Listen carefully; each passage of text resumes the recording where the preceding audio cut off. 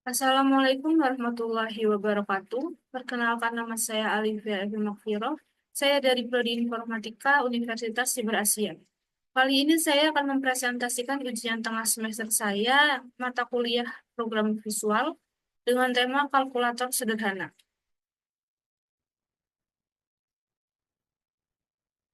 Tujuan dari proyek ini adalah membuat aplikasi kalkulator sederhana untuk operasi matematika dasar menggunakan Visual Studio. Fitur utamanya yaitu hitungan penjumlahan, pengurangan, perkalian, dan pembagian. Struktur proyeknya sendiri ada form.cs, itu adalah kode utama atau sebagai tempat logika utama program berada. Yang kedua ada program.cs, itu untuk memulai program, dan yang ketiga ada properties, itu untuk konfigurasi proyek. Lalu ada desain tampilan. Jadi ini adalah tampilan kalkulator sederhana yang sudah saya buat. Di sini berisi komponen kotak teks untuk angka, hasil, dan operasi bilangan. Itu di sini berarti kotak teksnya. Kotak yang besar ini adalah display text display. Lalu yang ini, yang untuk memunculkan hasil operasi bilangan itu ada text display 2. Di sini kecil tapi dibuat visible invisible. Jadi tidak terlihat. Lalu yang kedua ada komponen tombol angka 0 sampai 9 dan operasi bilangan. Ada penjumlahan, pengurangan, perkalian, pembagian, dan ada sama dengan. Lalu yang terakhir ada tombol reset. Di sini dengan simbol huruf C. Lalu ada kode penting dalam pembuatan kalkulator sederhana. Di sini ada inisialisasi variabel.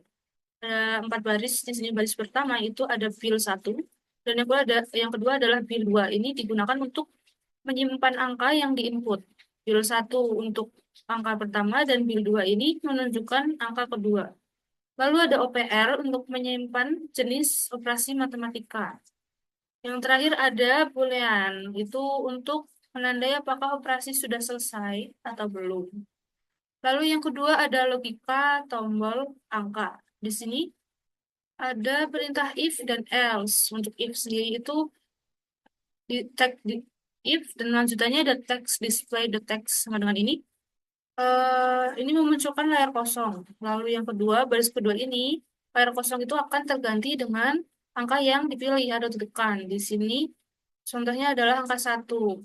Karena di sini input 1, jadi yang muncul adalah di kalkulatornya nanti adalah angka 1. Lalu else di sini baris ketiga ini, karena layar kosongnya sudah terisi dengan angka 1, maka akan ditambah dengan angka yang ditekan berikutnya. Lalu kode penting yang ketiga itu ada logika operasi tambah atau penjumlahan. Di sini ada bil 1 sama dengan convert ini, itu digunakan untuk menyimpan angka pertama yang akan ditekan.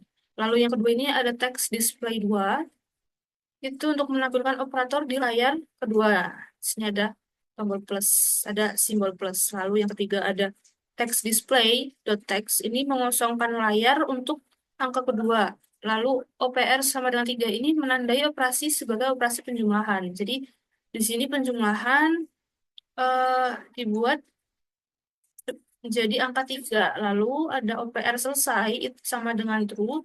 Itu menandai bahwa operator sudah dipilih. Selanjutnya ada logika tombol hasil. Di sini ada bil 2 sama dengan convert itu digunakan untuk menyimpan angka kedua. Di sini karena bil 2. Lalu selanjutnya setelah switch ini ada case 1 sampai 4. Di sini menunjukkan operasi bilangannya.